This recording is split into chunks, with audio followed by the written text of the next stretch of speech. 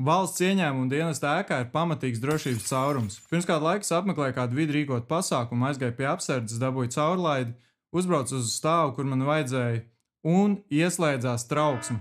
Visa ēka momentā tika evakuēta, visi izgāja laukā, stāvēja gan ēkas priekšā, gan sānā. Un pēc tam es arī pārbaudīju, tā nebija mācību trauksme, tā bija īsta trauksme. Mēs visi gājām iekšā, un tur bija kāds laipns vidu darbinieks, kurš vienkārši visus, kas stāv laukā, laida iekšā, nepārbaudot viņu caurlaidus. Pēc tam vidu darbinieki brauc uz saviem stāviem, kur viņiem vajag, tu mierīgi varēja braukt līdzi uz jebkuru stāvu. Un principā tādā veidā jebkurš ļaundars var nokļūt jebkuru vidu ēkā, kur vien viņam vajag. Viss, kas viņam ir jāizdara, ir pirmajā stāvā publiski pieejamā toaletē jāizdedzina sērkociņš, jāpagaida, kad dūmu detektors ieslēgs trauksmi, un kad visa ēka tiks evakuēta, arī viņš iznāks no vidu ēkas, un viss domās, ka viņš ir vai nu apmeklētājs, kuram tur ir jābūt, vai arī vidu darbinieks.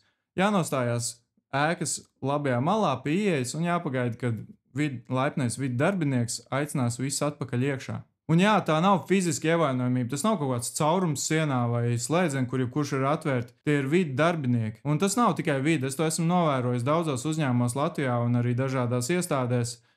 Darbinieki tiek apmācīti nespiest uz dažādām saitēm, pirms pārskaitīt naudu, vairākas reizes pārbaudīt kontu numurus, ievērot 4 acu principu, lietot 2 faktoru autentifikācijas, bet bieži vien fiziskā drošība tiek vai nu ignorēta, nemācīta, vai arī darbinieki noklausās un pēc tam ignorē visu, ko viņiem stāstīja.